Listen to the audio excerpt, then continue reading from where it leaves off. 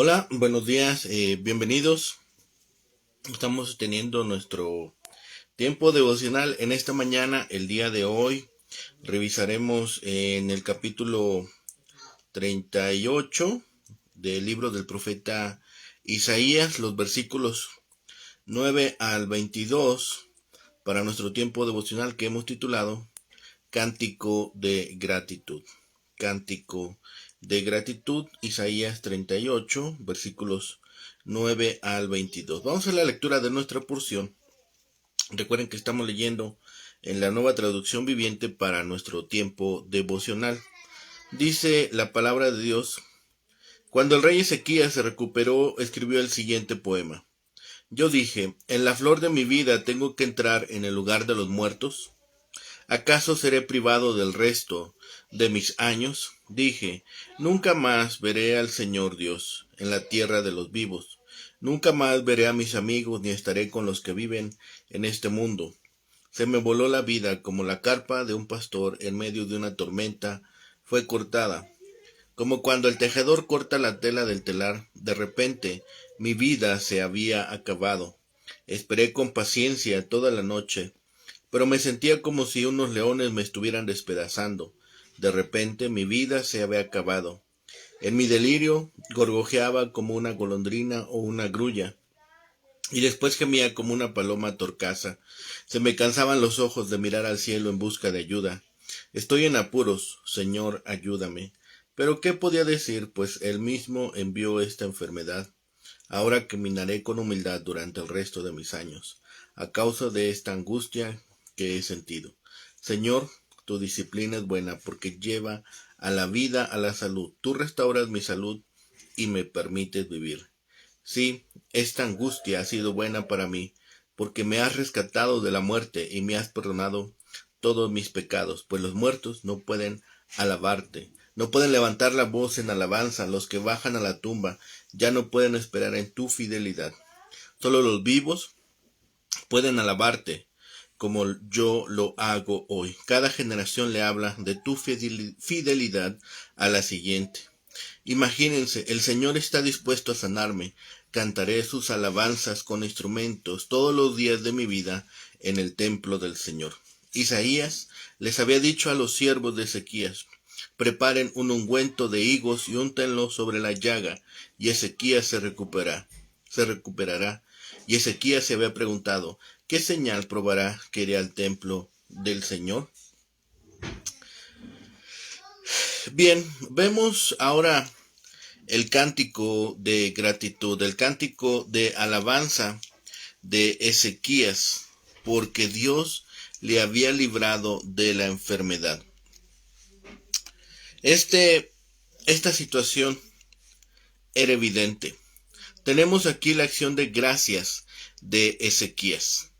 Bueno es que recordemos las misericordias que recibimos en la enfermedad. Ezequías narra la condición en que estaba. Insiste en esto: ya no veré a el hombre bueno no desea vivir para ningún otro fin que para servir a Dios y tener comunión con Él. Nuestra residencia presente es como la de un pastor en su choza, alojamiento pobre, bajo y frío, y con un encargo comisionado a nuestra cuenta, como lo tiene el pastor. Nuestros días son comparados con la lanzadera del tejedor. Cada hilera deja un hilo, y cuando está terminada se corta la pieza, se saca del telar y se muestra a nuestro Señor para ser juzgada. Esa es una imagen de lo que implica la vida misma. Cuando se corta la vida del hombre bueno, se le cortan sus cuidados y fatigas, y reposa de sus labores. Pero nuestros tiempos están en la mano de Dios. Él ha designado cuál será el largo de cada pieza. Cuando estamos enfermos, somos muy buenos para calcular nuestro tiempo, pero aún tenemos incertidumbre. Debiéramos cuidar más cómo llegar a salvo al otro mundo. Mientras más saboremos la paciencia amorosa de Dios, más le amará nuestro corazón y vivirá para Él. Cristo libró con amor nuestras pobres almas perecederas. El perdón no hace que el pecado deje de ser pecado, sino es castigado como merece. Agradable es pensar en nuestra recuperación de la enfermedad cuando las vemos fluir del perdón del pecado. La oportunidad de Ezequías para glorificar a Dios en este mundo la convirtió en la actividad, placer y finalidad de su vida. Estando recuperado, resuelve abundar en alabanzas y servir a Dios. Las promesas de Dios no son para quitar el uso de los medios, sino para vivificar y estimular su uso. La vida y la salud son dadas para que glorifiquemos a Dios y hagamos el bien. Hay esta confianza en Ezequías. El rey enfermó de muerte antes de la invasión del enemigo. Su confianza se manifestaba en la oración que hizo al Señor pidiendo salud. Su fe fue honrada y la vida de Ezequías se extendió por otros 15 años. La sanidad fue ocasión para que el monarca compusiera un salmo de acción de gracias. Si nosotros pensamos en esta oración de Ezequías, podemos decir o podemos expresar sinceramente como él lo hizo: Señor, te ruego que te acuerdes ahora que he andado delante de ti en verdad y con corazón íntegro, y que he hecho lo que ha sido agradable delante de tus ojos. Si no, ¿qué debemos empezar a hacer? Hoy es un buen día para empezar a hacer aquellos cambios que son necesarios, que son justos, pero que sobre todo son importantes para empezar a tener esa comunión con nuestro Padre Celestial. Es importante que hoy tomemos la decisión. Hoy es día de decisión, que nosotros empecemos a escribir esta historia de comunión con Dios, con comunión con nuestro Señor Jesucristo. Este salmo de Ezequías, que Isaías inserta en el relato, no está incluida en la narración que tenemos en el segundo libro de Reyes. La sencilla introducción que hace el profeta lo identifica como un escrito del rey Ezequías, después que éste se ha recuperado. Este salmo, o himno de un creyente agradecido, está adornado con varias dificultades textuales y gramaticales. Además, las palabras que dice el rey revelan un punto de vista muy humano de la muerte. Cuando el apóstol Pablo anticipó su fallecimiento, escribió: porque para mí el vivir es Cristo y el morir es ganancia. Filipenses 1:21. Ezequías escribió desde la perspectiva del corazón humano: iré a las puertas del Seol. Privado soy del resto de mis años. No veré a Jah en la tierra de los vivientes. Ya no veré más a los hombres entre los moradores del mundo. Desde el punto de vista de un hombre joven que contempla el final de su vida en la tierra, las palabras de Ezequías son perfectamente comprensibles. Sus ojos humanos no podían ver más allá de la tumba, ni podía traspasar la barrera de la muerte para ver el gozo y la felicidad del cielo. El rey de Judá confesó su limitada visión cuando introdujo esos pensamientos con la palabra dije. Muchos santos han mirado el fin de su vida en iguales términos, y muchos jóvenes enfrentados a la muerte han compartido la misma perspectiva del rey, concluyendo que su vida ha terminado. Esa es la visión humana de la vida y de la muerte.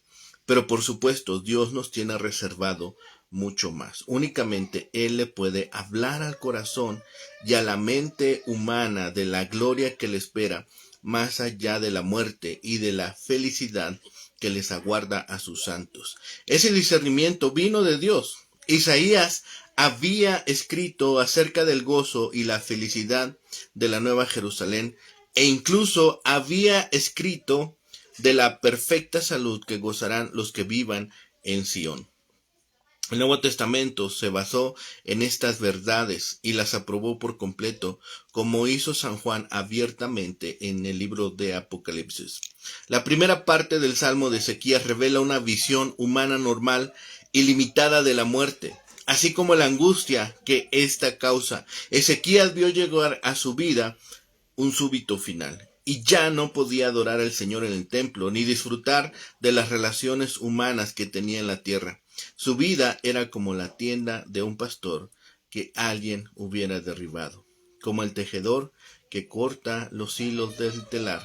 Así la vida de Ezequías parecía llegar a un abrupto final.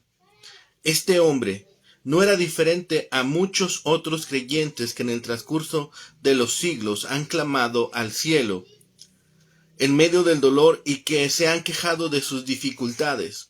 Cuando oró pidiendo ayuda, parecía que el Señor no respondía. Alzo hacia lo alto mis ojos, decía, y así terminó la primera parte de su salmo. La segunda porción se aparta de la angustia humana y se concentra en la misericordiosa liberación divina. El tono de Ezequías cambia porque el Señor le ha hablado y lo ha librado. Por el inmerecido amor de Dios le fueron dados a Ezequías 15 años más de vida. Por medio de esta prueba, el rey había aprendido una gran lección. Al contemplar la brevedad de la vida, Moisés oró, enseñándonos de tal modo a contar nuestros días que traigamos al corazón sabiduría. Salmo 90:12. Ezequías había encontrado la respuesta a esa oración. El resto de su salmo abunda de lecciones que Dios le ha enseñado. Incluso llega a confesar, gran amargura me sobrevino en la paz. ¿Cuáles fueron estas lecciones? El rey encontró fortaleza y vida en las palabras del Señor y aprendió que Dios podía ejercer su poder divino en su vida. Así confesó, te agradó librar mi vida del hoyo de corrupción. Ezequías se abstiene esta vez de mencionar su fidelidad. Te agradó librar mi vida del hoyo de corrupción. No mencionó ni la fidelidad, ni su devoción, ni sus buenas obras para concentrarse en la gracia y en el amor de Dios. Además de esto, ha aprendido que el infinito amor de Dios implica más que la liberación de la cruel muerte. Ahora el rey sabía, echaste tras tus espaldas todos mis pecados. Ese discernimiento hizo que el rey se sintiera motivado a alabar al Señor, a andar en humildad todos sus años y alentar a los padres para que les hablaran a sus hijos de la fidelidad del Todopoderoso. Ezequías dice, el Seol no te exaltará ni te alabará la muerte, ni los que descienden al sepulcro esperan en tu verdad, lo cual podría sonar demasiado parecido a la perspectiva de los incrédulos carentes de esperanza después de la muerte. Pero sabía Ezequías que la muerte acorta el tiempo de gracia y acaba con la oportunidad de trabajar para el Señor. Las Escrituras nos recuerdan que vivimos para Dios aquí en la tierra mientras tenemos el tiempo para hacerlo. Ezequías concluyó que todavía tenía trabajo por hacer en esta vida. Su interés se enfocaba en lo que quedaba por terminar en Judá y en Jerusalén y que no podía cumplir al morirse. Así es que en la segunda parte de su salmo se dedica a alentar a su pueblo para hacer lo que puedan mientras vivan, antes de que vengan la muerte. Una vez que ésta llegue, les privará de la oportunidad de alabar a Dios en su templo y de compartir su fidelidad con las generaciones venideras. Hay que aprovechar el día para vivir para el Señor y alabarlo. Ezequías iba a hacer justamente eso ahora. Tenemos dos versículos 21 y 22. Dice, ¿cuál es el propósito de estos dos versículos? En el relato paralelo del segundo libro de Reyes, ambos están colocados en la narración de una forma natural. Inmediatamente después del anuncio de los 15 años más de vida que Dios le concedió al rey de Judá, aquí los versículos en cuestión pareciera que están fuera de lugar, al punto que parecieran más una nota de pie del escrito. El profeta consideró más importante incluir el Salmo de Ezequías que dar una narración consistente. Sin embargo, este segmento de la historia ata dos importantes cabos sueltos relacionados con dos milagros del capítulo: la recuperación de Ezequías y el retroceso del sol. ¿Cómo curó Dios a Ezequías? Por medio de las instrucciones que le dio a su profeta, al que le ordenó que para ello empleara medios naturales. Isaías mandó a los siervos del rey que trajeran una preparación de higos y lo aplicaran en la llaga. Dios obró su milagro por medio de esta curación. El primer cabo suelto queda así unido al relato por medio de esta nota al pie de página. Quizá Isaías estaba también sugiriendo que sus lectores podían encontrar una información más completa en el segundo libro de Reyes. El segundo asunto era la milagrosa señal que le iba a dar al rey la certeza de su recuperación. En la historia previa a este capítulo, Isaías sencillamente había anunciado que el sol iba a retroceder 10 grados, pero hay más todavía. El milagro se produjo debido al diálogo que hubo entre Isaías y el monarca. El versículo 22 le recuerda al lector que además de lo incluido en los versículos 7 y 8, aún queda más por relatar. Hubiéramos querido o se hubiera preferido que los versículos 21-22 estuviesen insertados antes del Salmo de Ezequías, o que nosotros pudiéramos reconstruir el capítulo de modo diferente. Pero no le debemos imponer nuestra lógica y retórica occidental a una mentalidad antigua y oriental. Dejemos el relato como está, ya que no discrepa de la lectura del segundo libro de Reyes. Solamente notamos un conflicto en cuanto a la forma en que quisiéramos ver organizado este capítulo. Pero es evidente que el cántico de gratitud de Ezequías nos transmite esta confianza en Dios. La enfermedad había acortado sus días. Ya no podría alabar a Dios, ya no podría estar en su templo. Aunque esperaba recuperarse, empeoró. Su enfermedad era como si Dios, como un león, estuviera quebrando todos sus huesos, una figura del lenguaje que describe una profunda angustia interna. De alguna manera, sus gritos de dolor eran como el sonido de un ave que se lamenta, como el de una paloma, dice. Ezequías se dio cuenta de que esta experiencia debía hacer que se humillara, porque Dios le había enviado esta enfermedad. Ezequías declara también que su fuerza estaba en Dios. El rey estaba muy complacido porque Dios le había devuelto la salud. Después de esa experiencia podía ver que realmente había sido para su beneficio. Él sintió que por algo el amor de Dios estaba con él y que no lo había castigado conforme merecían sus pecados.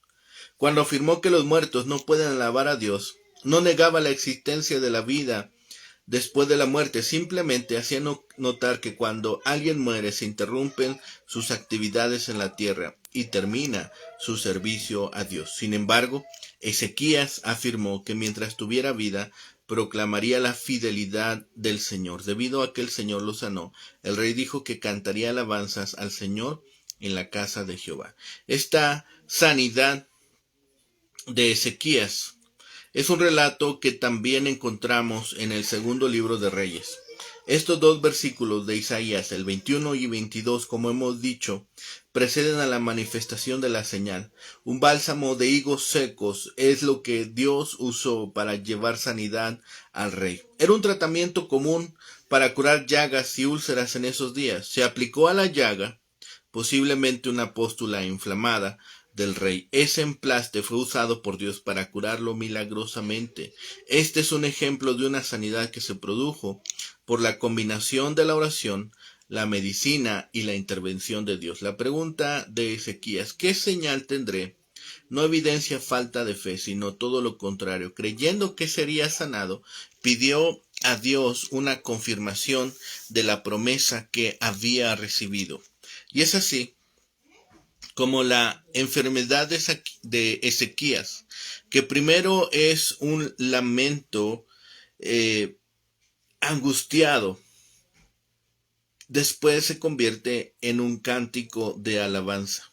Es un cántico de acción de gracias que puso por escrito bajo la dirección divina después de su recuperación.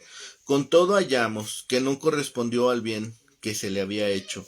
Parece ser que las buenas impresiones que se reflejan en este cántico se le pasaron pronto. Un cántico de agradecimiento es cosa buena, pero una vida de agradecimiento es todavía mejor. Una vida de testimonio, una vida en la cual nosotros estamos dando pruebas claras, fehacientes de lo que Dios hace en nuestra vida. Primero sí nos declara los pensamientos que abrigaba cuando se dio por muerto sin remedio. No deberíamos ser excesivamente pesimistas con este punto. Como si un enfermo grave fuese ya un hombre muerto, Él nos ha abatido, nos puede también levantar. Por eso David recuerda con frecuencia, una vez pasado el peligro, las conclusiones llenas de melancolía que había deducido mientras se hallaba en aprieto y las palabras precipitadas que había proferido entonces en el Salmo 31. Ezequiel, recordemos, tenía unos 39 años de edad, con la perspectiva de muchos y felices años por delante. Aún no le había nacido hijo y sucesor Manasés. La enfermedad le tomó de repente y era una enfermedad mortal. Al morir entonces no solo se vería privado de la comodidad y del consuelo que supone una vida regia, sino también de todas las oportunidades de servir a Dios y a su generación. Las metáforas que usa para expresar su muerte prematura son muy gráficas. Dice, es como una morada arrancada, como tienda de pastor, arrancada de cuajo, y en un instante, sin dar tiempo a desclavar cuidadosamente las estacas y plegar amorosamente las lonas. Alarguemos de nuestra residencia terrenal, alegrémonos, que nuestra residencia terrenal es como esta carpa, una tienda de campaña, de la cual seremos solamente trasladados a las mansiones celestiales. Habla del hilo de su vida, ya enrollada como el paño de un tejedor. Dice, será cortado súbitamente con la enfermedad. Es cierto que nuestros días pasan como la lanzadera de este tejedor. Y cuando hemos llegado al término de nuestra vida, el hilo simplemente se corta y la tela la tela es presentada. Aquella pieza de tela es presentada delante de Dios mismo para ver si ha sido bien o mal tejida. Pero así como el tejedor, cuando ha cortado los hilos, ha terminado su obra, también el creyente, cuando se corta el hilo de su vida, también se cortan con él aflicciones, fatigas, dolores, angustias, pesares y trabajos. Con la enfermedad, Ezequías veía triturados sus huesos. La posición de esta palabra alega a la presencia de un león, como hostigándole, como infligiendo este dolor. Como un león molió o trituró todos mis huesos, con lo que se refiere todo a ello, al sufrimiento que ha estado sufriendo, al sufrimiento, a los dolores, a las quejas que está provocando este león. Las quejas que profirió, dice, es como una golondrina o como grulla que está gimiendo, como este gemir lastimero de estas aves. Jehová, me veo en aprieto, sé tú mi fiador. Es una plegaria también junto con su alabanza. El agradecido reconocimiento que hace de la bondad de Dios para con él en la recuperación también es evidente. Dice, ¿qué diré?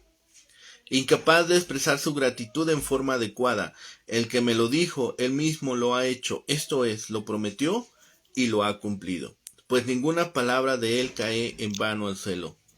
Ezequías se anima a sí mismo y quiere animar a otros con la experiencia que ha tenido de la bondad de Dios. Con estas cosas que tú has hecho por mí, los hombres viven con el mismo poder y la misma bondad que me han restaurado a mí. Todos los hombres siguen con vida. Ha sido levantado, ha sido restaurado y la enfermedad ha sido eliminada.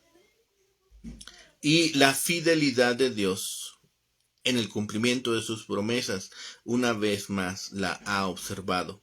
y ha quedado este testimonio para nosotros, para que las generaciones demos gloria a Dios y confiemos también en su palabra. No cabe duda que Ezequías lo hizo así, y sin embargo su hijo Manasés no anduvo en los caminos de su padre. Los padres pueden dar a sus hijos cosas buenas, buenos ejemplos, buenas instrucciones, buenos libros, pero no pueden darles la gracia de Dios.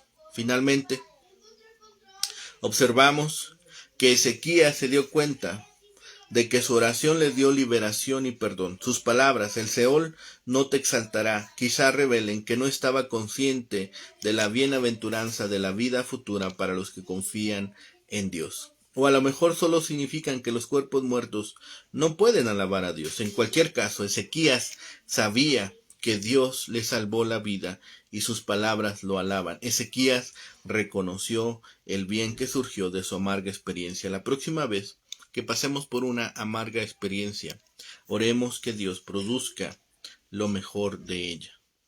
Finalmente, Ezequías habla del significado de transmitir el gozo del Señor de padre a hijo, de generación en generación. La herencia de fe nos ha llegado debido a los fieles que han llevado el mensaje de Dios a lo largo de los siglos. Estamos transmitiendo también nosotros a las siguientes generaciones el gozo de la relación con Dios, la confianza que Dios nos transmite a través de su palabra. Estamos siendo fieles transmisores o fieles comunicadores del Evangelio de Dios. Debemos pensarlo. Aún hay muchas naciones, aún hay muchos hombres, mujeres, jóvenes, ancianos y niños que no han doblado su rodilla, que no han reconocido en Jesucristo al Señor y Salvador, a quien nos puede rescatar de las garras del pecado y el que nos puede conducir a la presencia de Dios y darnos vida eterna. No descansemos, no desfallezcamos. Este es un tiempo para empezar a hacer ajustes. Este es el tiempo perfecto para empezar a servir a nuestro Dios. Es el tiempo de decisión. Tomemos también nosotros la decisión de seguir sirviendo a nuestro Dios, de seguir sirviendo al reino de Dios y el extendimiento de su palabra. Confiemos, porque si Él nos ha llamado, Él también nos capacitará y al final dará recompensa a cada uno de nosotros por nuestra fidelidad, por nuestra obediencia y sobre todo por el amor que hayamos mostrado a su palabra. Oremos para que más hombres, más personas escuchen del hermoso mensaje del Evangelio. Tengamos celebraciones en este fin de año, pero también recordemos que todo lo hemos recibido de la mano de nuestro Dios. Oremos. Bendito Padre y Señor, gracias te damos en este día, Señor, que nos has permitido despertar, que nos has permitido, Señor, contar con la bendición de tu amor, de tu gracia y tu misericordia.